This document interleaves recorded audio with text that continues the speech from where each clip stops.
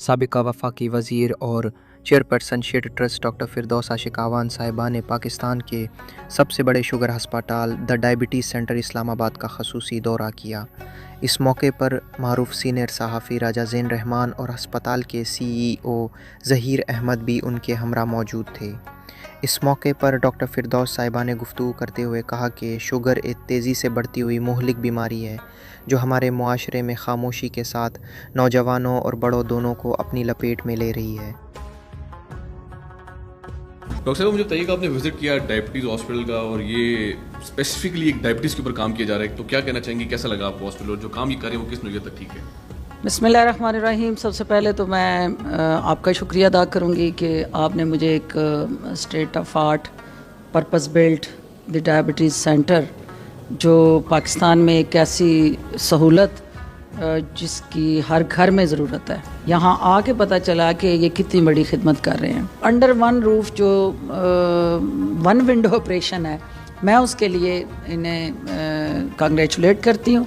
ख़ास तौर पे इसके जो चेयरमैन हैं डॉक्टर असजद साहब, उनकी जो कंट्रीब्यूशंस हैं, and it's shows a team work also, क्योंकि ये नॉन प्रॉफिट ऑर्गेनाइजेशन के तौर पे ये इदारा चल रहा है।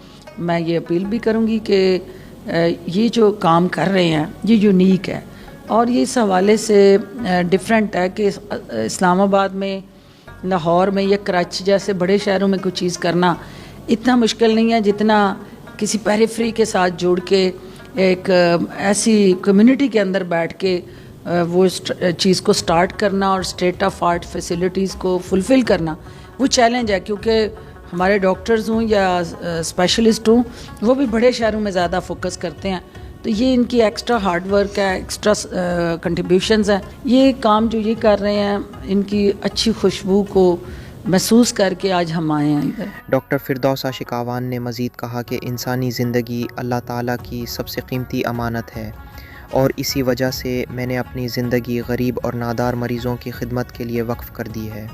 उन्होंने कहा कि शुगर के मरीज़ जब ज़ख़म या चोट का शिकार होते हैं तो अक्सर उन्हें आज़ा कटवाने की अज़ियतनाक सूरत हाल का सामना करना पड़ता है, मगर इस हस्पताल में ये काम नहायत बारीक बीनी और बेहतरीन सहूलियात के साथ किया जा रहा है जो लायक तहसीन है। उन्होंने कहा कि अगरचे इस्लामाबाद जैसे बड़े शहर में ये सहूलत मौजूद है, लेकिन दूर दराज इलाकों से आने वाले मरीज़ों के लिए ये सफ़र एक मुश्किल मरहला है। इसलिए मेरा ख्वाब है कि इंशाअल्लाह जल्द ही सियालकोट में भी ऐसा ही मरकज़ कायम किया जाए ताकि ज़्यादा से ज़्यादा मरीज़ों को उनके घर के करीब ये जदीद सहूलत मैसर हो।